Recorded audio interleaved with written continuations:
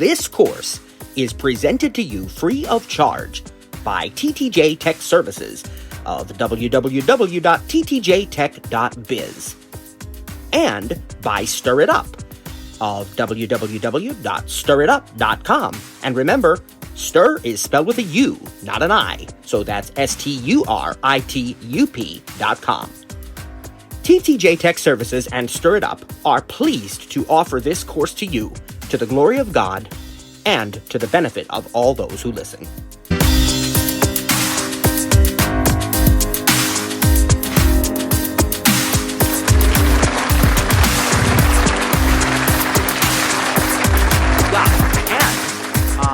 That's the introductory portion again. Welcome to session number 1 of iPad for All Computing 2025.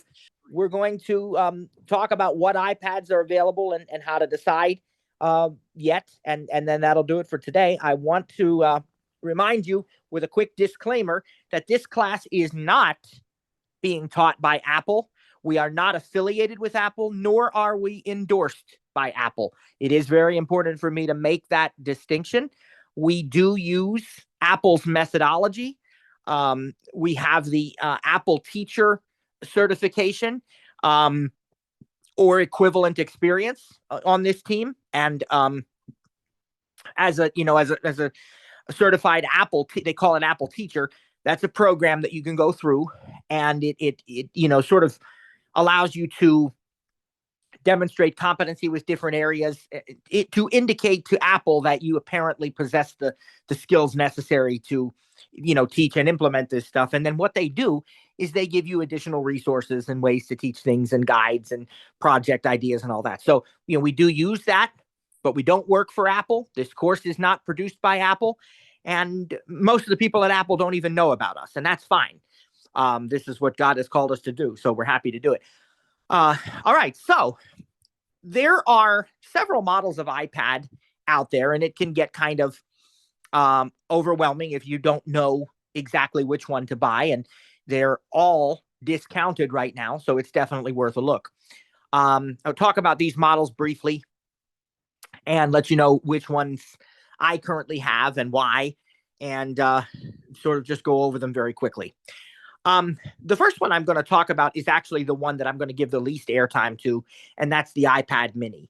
Now, there's absolutely nothing wrong with the iPad mini. In fact, it was just refreshed this fall with the, I think, A17 Pro chip and with 8 gigabytes of memory. So it is fully ready for Apple Intelligence. It's got, I believe, an 8.1 or 8.2 inch display. It's got USB-C. It's got Touch ID in the power button, and it's got stereo speakers, and it's a very, very nice iPad. However, the reason I don't give it much airtime is that me personally, I like something a bit larger. That might sound weird to other voiceover users, but again, when you take this course, you're going to see, we're going to give you the proper training of how to work with a larger screen. And I have found that I actually really like the extra screen real estate because I know how to make use of it, praise God. And so for me, iPad mini,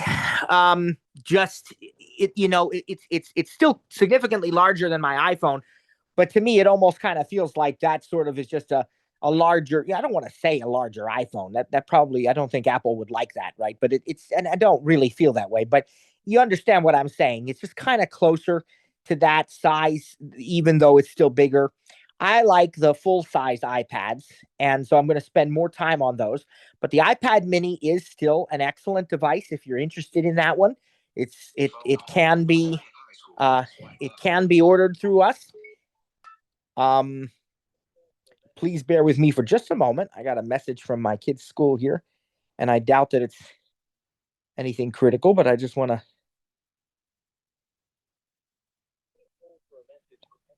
All right, 1 second.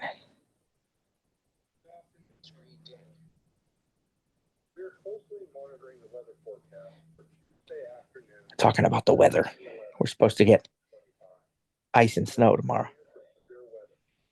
And if the storm arrives as predicted, you may need to implement a 2-hour Okay. All right. I figured it had to do with that, so that's okay. All right. Anyway, so I apologize there. All right. So anyhow, iPad Mini, it is a great device. You can get it through us. All the same deals apply that I told you about before, and it is ready for Apple Intelligence.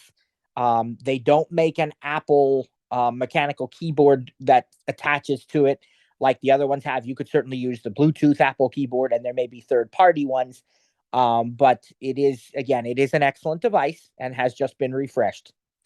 In going into the full-sized iPads, though, they start with what is arguably the entry-level iPad, and that is called the iPad 10th generation.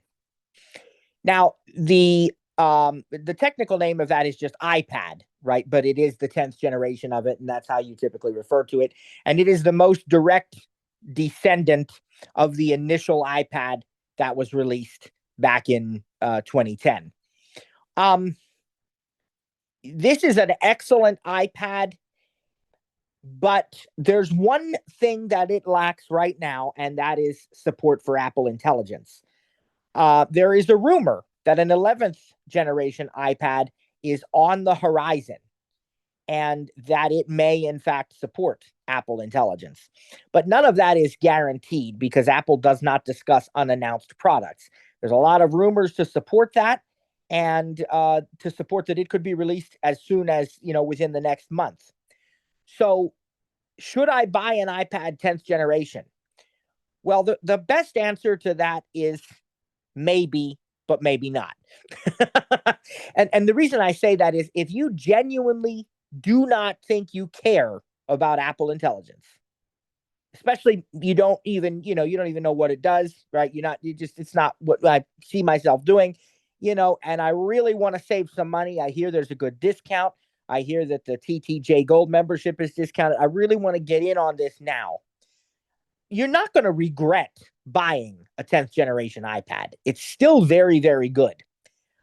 But if, on the other hand, you think, I want to get the Apple Intelligence or I want to, have the latest thing, then maybe you might wait for the 11th, or you might go up to one of the other models that I'm about to talk about in a minute or two.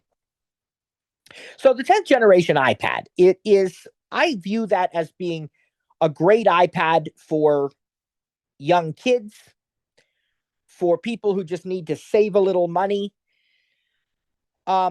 It's not, I don't like to use the term budget because that's often associated with cheap.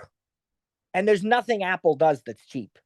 Everything they do is very, very high quality. And so it's budget friendly, but it is still a fantastic device. Its processor, even though it's a few years old now, is still probably the best, probably superior to most Windows PCs, definitely superior to most Chromebooks. It is fully capable iPad. It has a 10.9-inch display. It has stereo speakers. It has the rear camera and the front camera. The front camera is a landscape-facing camera, so you can easily do your landscape videos and FaceTime calls. And even the 10th generation iPad has center stage on it, which is a thing that allows when you're using the front camera for like FaceTime or something, even if you're not directly looking at it, it can kind of follow you so that it keeps you in view. It has to be within reason. You can't leave the room or something, but if it can see you, it will follow you to make sure that you stay in view. And so it's got that. It's got terrific audio.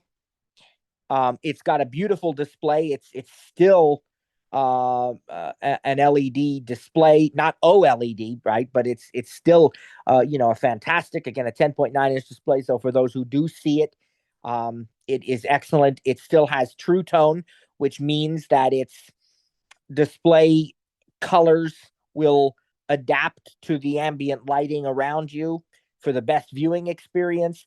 It does not have a fully laminated display. So for those who are really, really picky about their displays, if you were to hold an iPad 10th generation right next to any other iPad that's higher up in the line, you would notice a difference because the iPad 10th generation would look like there's a little bit of a gap in between the display and the inside of the unit. So like if you're drawing with the Apple Pencil, you can tell that you're drawing on a glass surface, as opposed to on a higher end iPad, it looks like you're drawing right on that canvas because it's fully laminated to the actual inside of it, and it has an anti-reflective coating. So it is different. But having said that, when we had those iPads that did not have the full lamination, like the 8th generation, 9th generation, 10th gen, my daughter used them even outside and stuff, or my son, and there was no problem. They never complained about, oh, I can't see this because of the sun or anything. They're still phenomenal displays.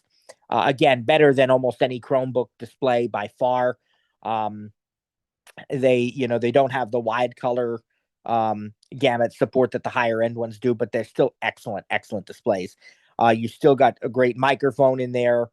They're going to have Touch ID in the top button, or in other words, the power button. So there's still no home button. They still use USB-C, although the transfer speed for USB-C is slower than it is on the other model. So again, what they've really done here is just taken the best features and put them into a low-cost solution. And you can still get Wi-Fi or Wi-Fi plus cellular, which I will talk about in a few minutes. And there are 2 storage capacity options there. There's 64 gigabytes, and then there's 256 gigabytes on that 10th generation iPad. All right, moving up, the next one in the line is the iPad Air. And I am going to talk about the cellular thing, but not till I get through these different models, because you can do that on any model. So I'm going to just cover that last, okay? So bear with me. But next up in the line is the iPad Air. Now, the iPad Air is what I like to call the iPad for most people.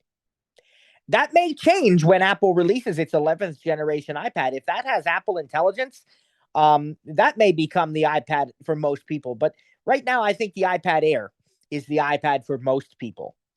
The current generation of iPad Air has, I believe it's 150, 128, 256, or maybe 512 in the storage. It's available in 2 sizes. There's an 11-inch and a 13-inch iPad Air. It has the M2 processor, so it's a very modern Apple Silicon processor, 8 gigabytes of memory, so it fully supports Apple Intelligence. It has that wide color, fully laminated display that we were talking about. It's got the Touch ID in the top button. You have the great rear and front cameras again. All landscape cameras now. What else does that one have? That's got stereo speakers in landscape. That has full USB-C, so it is much faster transfer speeds, faster Wi-Fi, faster, really faster everything, right, across the board. And, again, a much more current processor. You add a couple $100, $150 to $200 to the price, from a 10th generation one. And even more if you go up to higher storage capacities, but you're getting an excellent iPad. It, as I said, has the fully laminated display. So for those who can see it, that does make a difference. And even if you can't see, just the faster processor, the faster Wi-Fi, right? The faster USB-C, the better specs all the way around. Both the 10th generation iPad and the iPad Air are available in several colors too. The 10th gen especially has really bright, it's got, I think it's silver, blue, pink, and yellow. And they have matching folios. Like if you get the yellow, you can get a lemonade folio, or if you get the pink, you can get watermelon, and so on. And I think the iPad Air is blue, starlight, purple, and space gray, I think. And starlight, for those who are wondering, is like a combination of silver and rose gold. The iPad mini actually has those same 4 colors too, by the way. But now we get up to the iPad Pro. And this is the flagship iPad. It is the way I like to say it is that everything that it is possible to put into an iPad at the given moment, Apple has included in this iPad. Okay, it's available in 2 sizes, 11-inch and 13-inch. It uses the M4 processor, which is the very, very latest Apple silicon that there is. There is no M5 yet. M4 is still the current one. It has either 8 or 16 gigabytes of memory, depending on which model you buy. The display is very top of the line. They're actually OLED displays now. So you are talking very, very bright, very accurate color precision. You still have True Tone, fully laminated, anti-reflective, P3, all that stuff. Plus, there is a feature called Pro Motion, which is a variable refresh rate. And what that means in plain English is just that it looks even better because it's super smooth.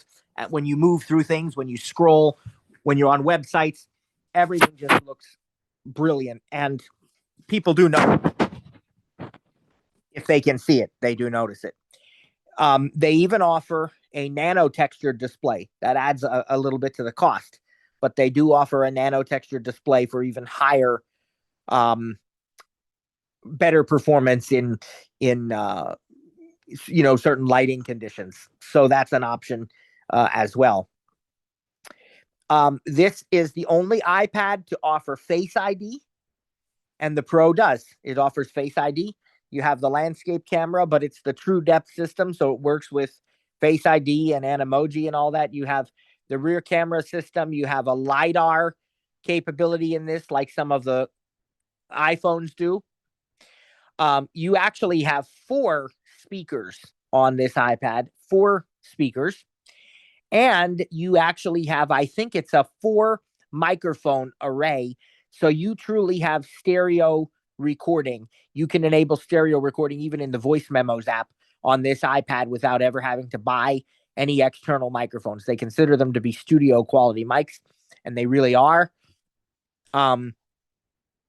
This actually has USB-C, but it uses the Thunderbolt standard. So it's going to work even faster. Its transfer speeds are really, really fast.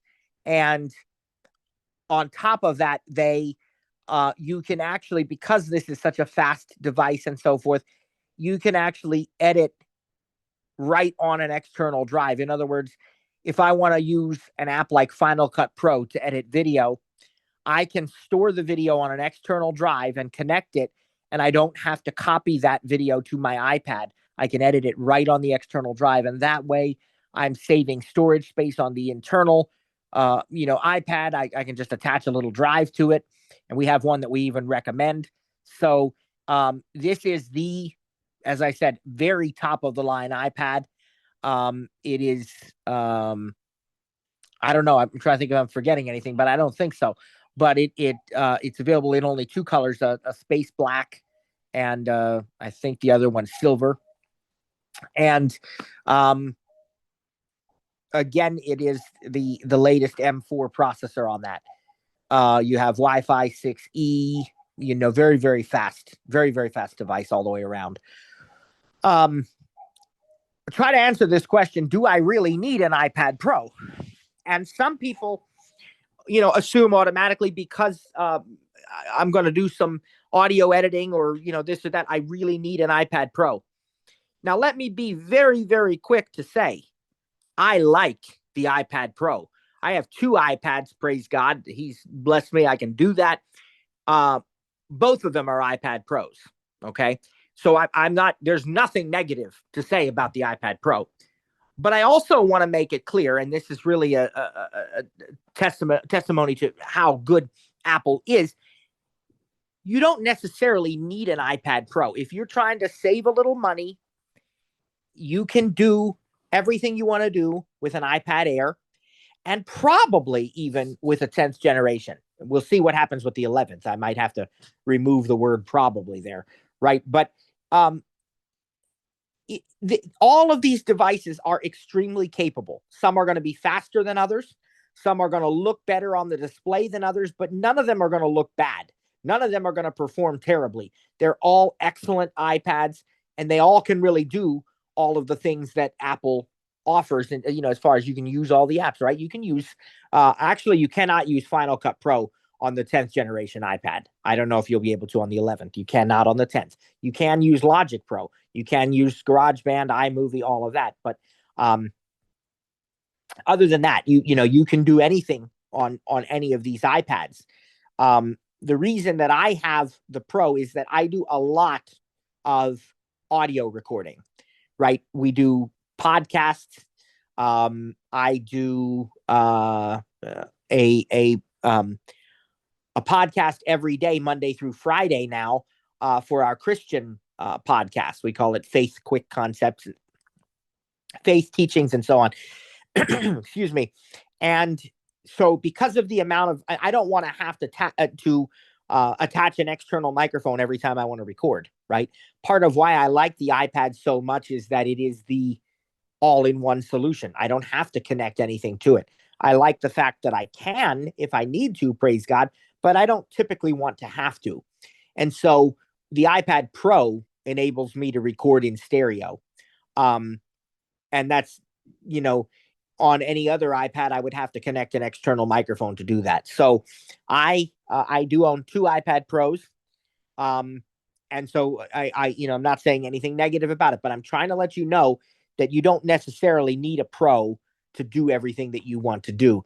You'll definitely be just fine with an iPad Air. You might even be just fine with a 10th generation iPad. So when you're considering what to buy,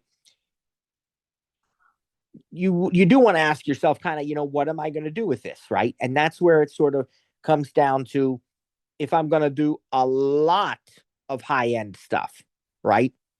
I can do the occasional high-end thing even with the 10th generation. But if I'm going to do a lot of high-end stuff, a lot of audio editing, a lot of video editing, then I want to look at the higher models. And again, the Pro is going to give me even more storage capacity because I can go all the way up to 2 terabytes of storage in the iPad Pro. And, everything's going to be faster. The accessories are more robust that we didn't even get into that today, but there are, keyboards for all of these, Apple Pencils for all of them, adapters in case you need to connect to projectors or standard USB devices or other things, all those kinds of accessories. And you can buy them through us or, anywhere else. And we'll talk about them in this course and how to use them. But so all of these things, right? But all of these models are going to offer these features. Now, the other thing you have to decide then too is, do I want a Wi-Fi model or a Wi-Fi plus cellular model? And this one I actually do have a pretty strong opinion about, although certainly it's still up to you if you're the buyer. It's still what we like to say personal preference. There's no right or wrong. We're not going to tell you what to do, but I do actually have a pretty strong opinion about that one. I like the Wi-Fi plus cellular. So this is the way that it works. If you buy a Wi-Fi iPad, it's Wi-Fi only, and you can connect anywhere that there's Wi-Fi. Imagine that. So at your home, at the coffee shop, at the restaurant, at the mall, at the airport, outside, maybe there's even, Wi-Fi outdoors sometimes, wherever, right? You can connect, and you might be able to use your iPhone as a hotspot and connect your iPad to that over Wi-Fi, because a lot of cell phone plans now do offer hotspot data, though it is typically limited, but it is there. So that's Wi-Fi only. If you get Wi-Fi plus cellular, the iPads that have that, not only do they add cellular radios, but they also add GPS capability, which is not in the standard iPad. Now, most people, you're probably not going to be doing turn-by-turn navigation with your iPad. Maybe you will, but most people, I'd say, probably you use your iPhone for that, right? But it's nice to know you have that option, right? So here's the way the cellular works, though. On the iPad, if you buy your iPad from, let's say, Apple or Best Buy or Walmart or Target or something like that, B&H, you're probably you're getting an unlocked Wi-Fi plus cellular iPad, and you are under absolutely no obligation to ever activate that cellular service. You can use it as a Wi-Fi only model if you want to. But the difference is you have the option, right? You cannot convert a Wi-Fi only iPad into a cellular iPad. There's no way to do that.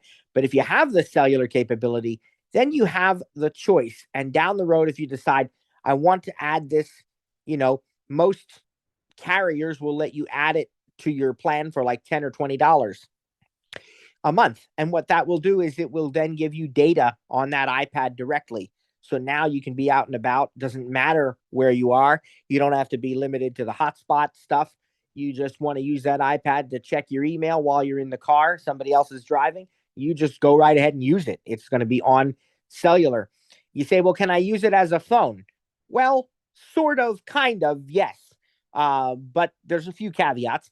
So it's not going to have its own phone number. It's going to use your iPhone's phone number. Now, some carriers will assign a phone number to it, kind of like the Apple Watch, but that's strictly for accounting purposes. It's not a number that you call. You call your iPhone, and it will also ring your iPad.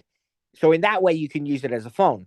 You can also use it with apps like FaceTime, Zoom, WhatsApp, Meta, Messenger, Facebook, all those kinds of things. So in a lot of ways, yes, it really is a phone. You can make calls on it. It's just using your iPhone's cellular connection.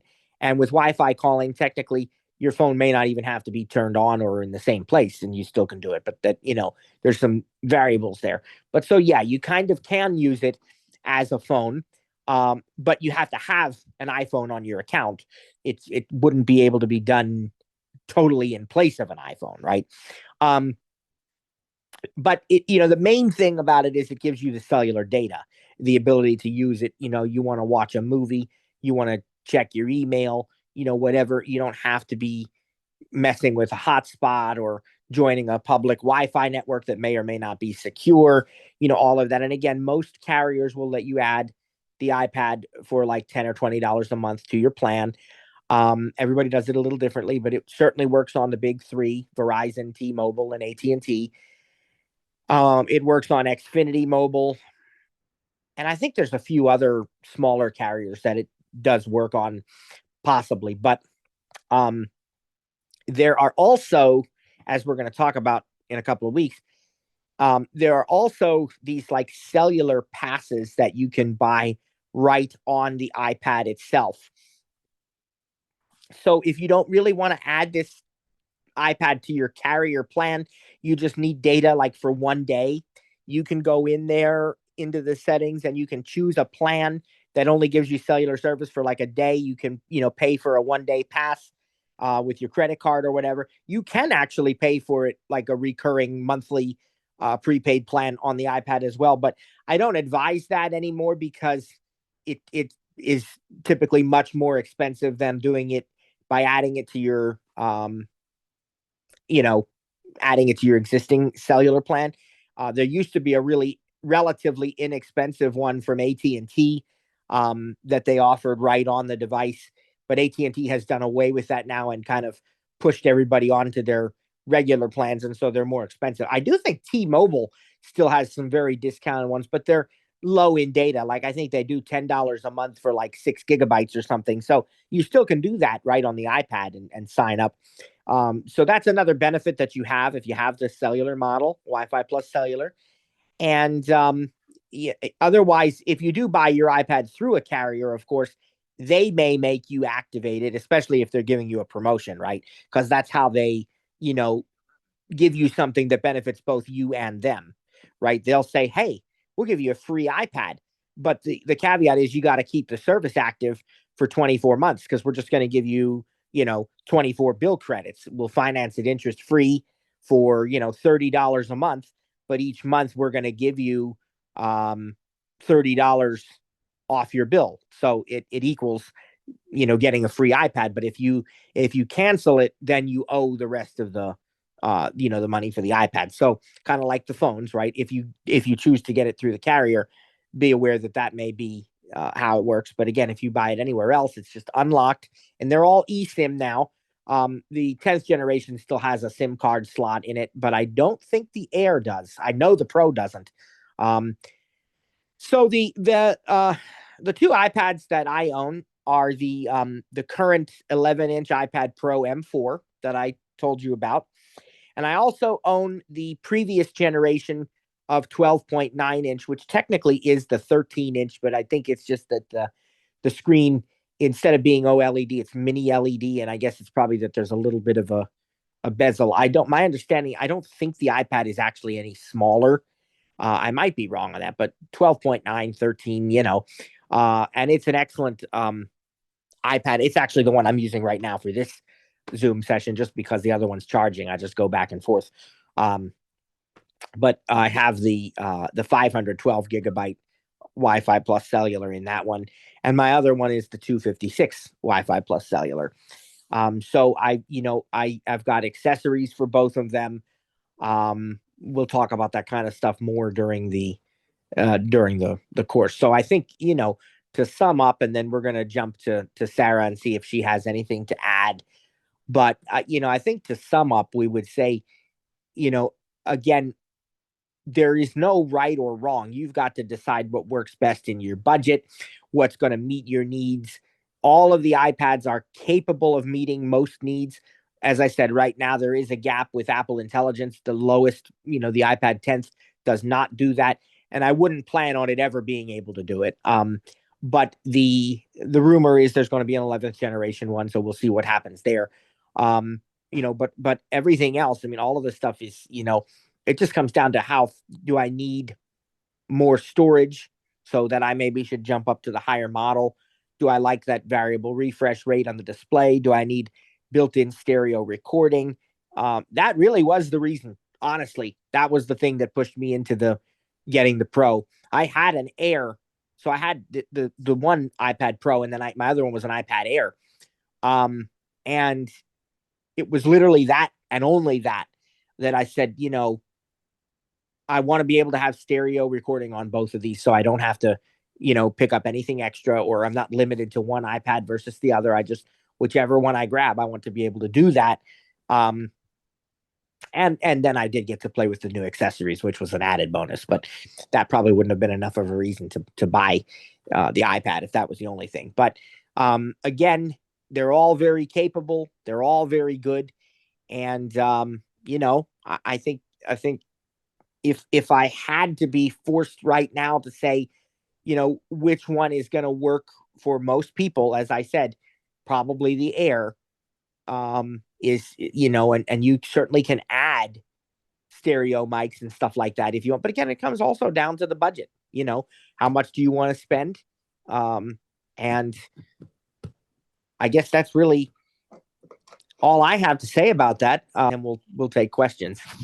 Well, I like that, the iPad Pro has 4 speakers. Right.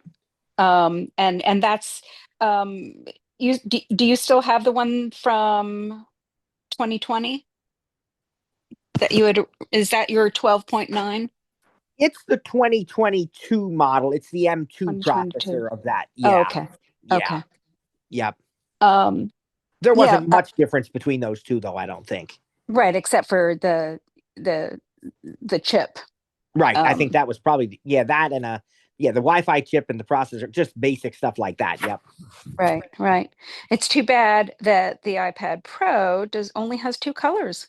That is such a disappointment. I have always pondered that, and I guess maybe it's just the stigma of a professional device versus I know. not. I mean, I can't speak for Apple, but I get that's all I can think of. You mean But like we can't be serious if we have, rose gold?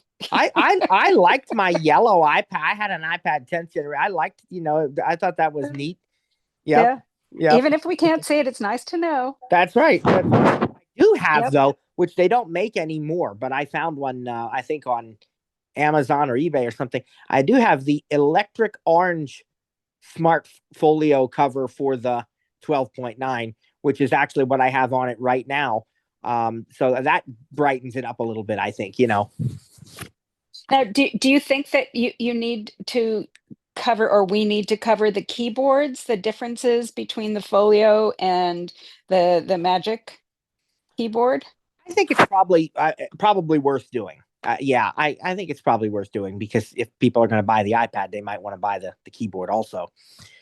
Is the Magic keyboard still like, $350 or Um, thereabouts? Thereabouts, yeah. For the 12.9, it is for Yeah. the 11 or the 13 inch now they call it, but Yeah. yeah, and for the 11 inch, it's $299. Yep. Yeah. Yeah. Um, so what she's talking about, of course, all of these models have keyboards except the Mini. Apple makes special keyboards that attach directly to the iPad. The broad name for them, I suppose, is smart keyboards because they don't use Bluetooth. They actually use the smart connector on your iPad, so they like magnetize to it, and they become cases also. And then you don't have to charge them separately. You don't have to pair them or anything. And it's a really great solution. And we'll go over the different options there. If you're buying a 10th generation iPad, you have only one option, unless you go outside of Apple. There's Logitech and those kinds of things. But if you're buying Apple, there's one choice, and it's called the Magic Keyboard Folio. That is for the iPad 10th generation. That one's a little lower in cost. I think it's like maybe $249 or something. It does have a trackpad. It has a kickstand on the bottom of it, and it has a removable keyboard, so you can actually use um the thing as just a back protector, and you can take off the keyboard if you're not using it, and it's very versatile in that regard. And that again is the Magic Keyboard Folio. It's only for the 10th generation iPad. Now, when you get into the iPad Air, you technically have two choices, but I think one of them might be being phased out. I don't really know. I can't say that definitively. But there's one called the Smart Keyboard Folio, and that is a keyboard that attaches to the iPad and has the case, and then it just basically the key it sort of un when you open it up, the keyboard is on one side of it, and you kind of place the iPad into a groove on it. And so it's not there's two different typing angles because there's two different grooves you can use, but it's not really adjustable beyond that. It's the keyboard feels a little bit smaller, and it's a little bit of a different feel. Some people really like it, some people really dislike it. I never had any problem with it. I used it for a while. I used it with my iPad Air because it was a lower cost option. It was like $179 for the iPad Air instead of the price of the Magic Keyboard. But I don't, as I said, the last couple of times I looked on Apple for a customer for that, it said it was out of stock. um, I was able to find one for a customer at Best Buy, uh, and they were able to get it. But the iPad Air can also use the Magic Keyboard, which I'll talk about next. And the Magic Keyboard is also for the iPad Pro, although there's a different model now. So the Magic Keyboard for the iPad Air is the one that works with the older iPad Pros. The new iPad Pro has a different Magic Keyboard. So if you're not buying this through TTJ, if you're buying it through us, I'll make sure that I get you covered with the correct model. But if you're buying it yourself, just be very, very discriminate about read the whole thing. Just because it says Magic Keyboard for iPad Pro, it needs to say like, okay, Magic Keyboard for iPad Pro M4 latest model, or it might say, Magic Keyboard for iPad Pro first, second, third, fourth generation, and iPad Air, something like that. So you just got to read very carefully what it says. The Magic Keyboard, regardless of which model you get, is truly, in my opinion, the absolute best typing experience on any keyboard that I have ever typed on. It is absolutely phenomenal. I mean, I would liken it to, you know, driving a Lamborghini versus anything else. I mean, there's just nothing else like it. The feel of that keyboard is incredible. There is a trackpad. Some people like that, some people don't. Most voiceover users don't really need it. You can just kind of ignore it. I can't remember whether we decided you can disable it now. For a while you couldn't, but I think now you can, right, Sarah? Yeah, I have mine disabled. That's what I thought. Okay. Yeah. All right. So you can disable it if it gets in the way or anything. Um, and the Magic Keyboard also has lighted keys for those folks who can see, so they're backlit, and the brightness automatically adjusts to the lighting in your environment. And they also have a USB-C port on the keyboard, which is not to charge the keyboard, because remember, you don't need to charge the keyboard, but it's in case you want to connect a charger. You can use that as a pass-through to charge your iPad, because when you're using the keyboard, you're forced to be into one orientation. And so if your plug happens to be on the opposite side of the room as your USB-C port, you can't turn it the other way, right, when the keyboard's on it. So they give you a port on the opposite side. As I said, that's my very, very favorite typing experience. I will say that it changes the look of the iPad. So, and again, this is personal preference, whether this matters to you or not. Trainer Sarah just keeps hers in the Magic Keyboard, and that's how she uses it. So that's personal preference. Me, I like to have the iPad able to move into other positions. If I'm reading or watching something, I kind of like to almost like curl up with it like it's a good book, right? But that Magic Keyboard makes it like a laptop, because the iPad sort of floats above the keys like a laptop display, and you can really adjust the angle in a number of ways, and that's great. But what I've done is I've bought a separate non-keyboard folio, like the electric orange one that I mentioned, and that I just take off the keyboard and I put on the folio case when I'm not using, the keyboard. So that's personal preference, but just be aware that it will change the look. And the latest Magic Keyboard actually now has a row of function keys. You're going to learn in this class that iPads really don't use F1 through F12. Like, that's not a thing. But they've added, and Logitech has done this for a while. They've added now, Apple has added too, a row of iPad OS shortcuts at the top. And so they're not called F1 through F12, but they're in that position, and they, do things like adjust the screen brightness, adjust the volume, summon SIRI, or, different kinds of things like that.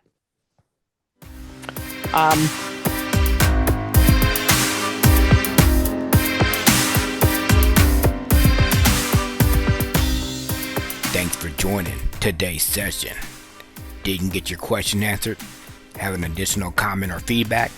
Email us info@ttjtech.biz or info@stirritup.com.